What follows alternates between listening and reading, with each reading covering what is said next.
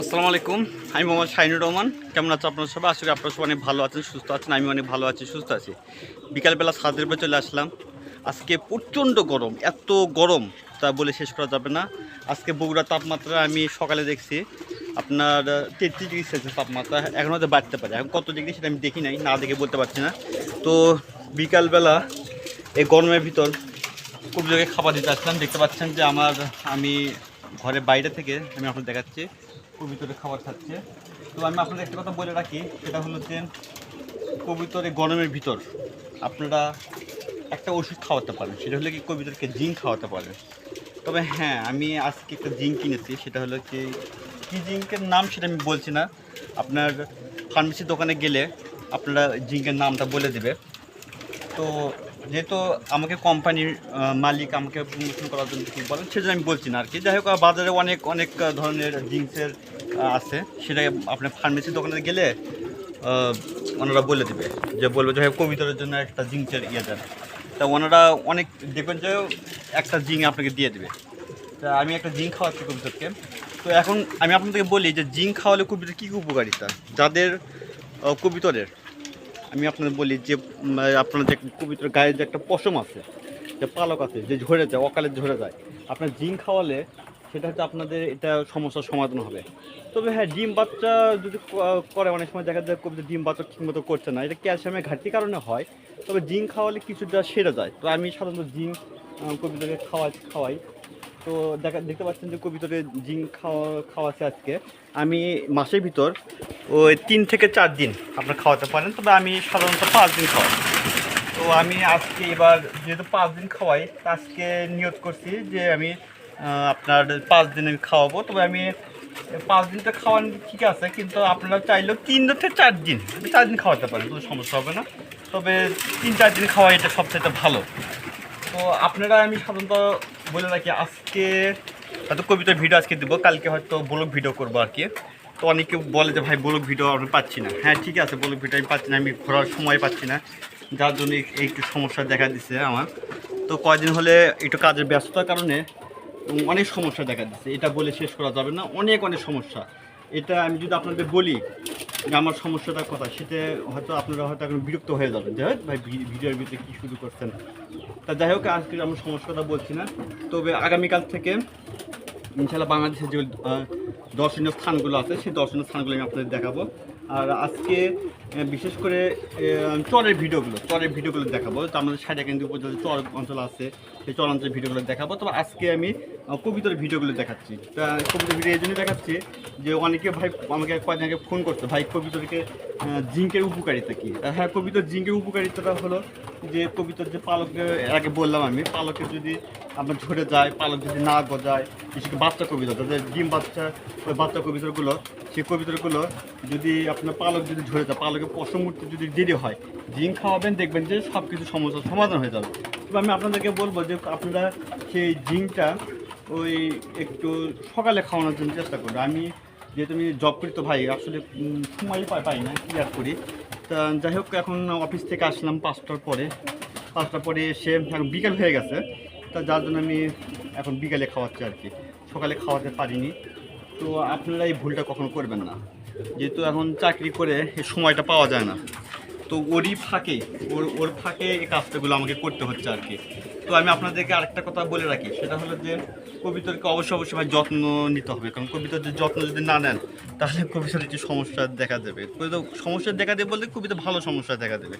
তো কবিতা ডিম বাচ্চা করবেন, অনেকে ভাই ফোন করবেন যে ভাই ডিম বাচ্চা করছে না কবিতর, এ আর কি। তো আমি যদি আপনাদেরকে আজকে দেখতে পাচ্ছি আমার ছাদটা অনেক নোংরা হয়ে গেছে। তাই এখন এই ছাদটাগুলো ভালো করে পরিষ্কার পরিচ্ছন্ন করে পরিষ্কার পরিচ্ছন্ন করে তো কবিতরকে একটু ঘর বন্ধ করে দেবো। কারণ আমার কবিতরকে অনেক হারিয়ে গেছে, এটা বলে শেষ করা যাবে না। মানে এত যে কবিতর হারিয়ে গেছে, সেটা যদি আমি আপনাদের বলি যে কিছু অসাধু লোক আছে, এর আগে আমি ভিডিওতে বলেছি, কিছু ফাজিল মার্কা লোক আছে, সত্য কথা যেটা আমি ভিডিওতে বলছি আপনাদের।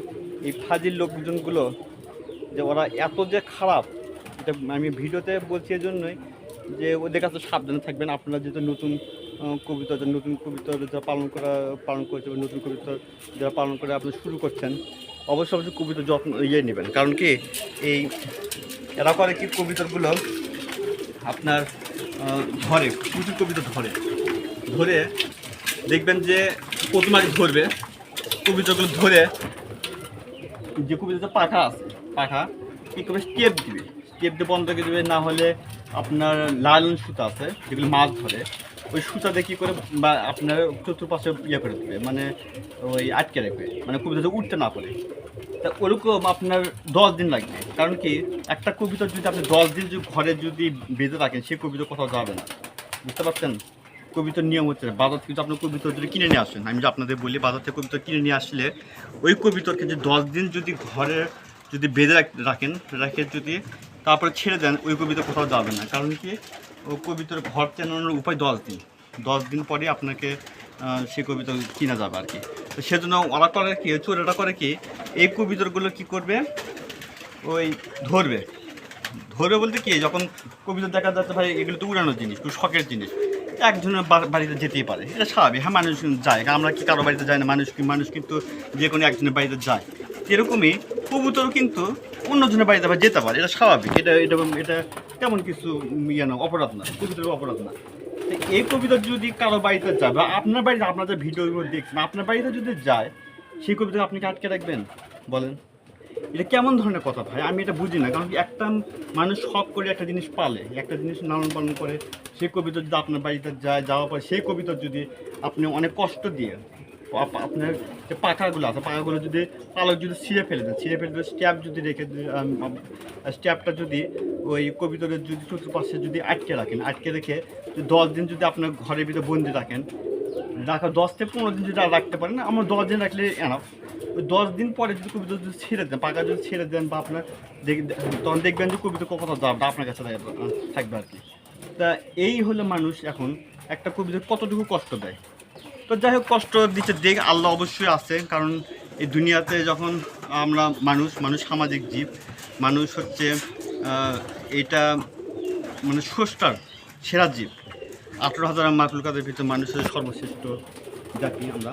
কিন্তু এই জাতি যদি এরকম কাজ যদি আমরা করে রাখি সেটা বিচার আল্লাহ অবশ্যই করবে। এখানে আল্লাহ কখনো মানুষকে কখনো ইয়ে করবে না।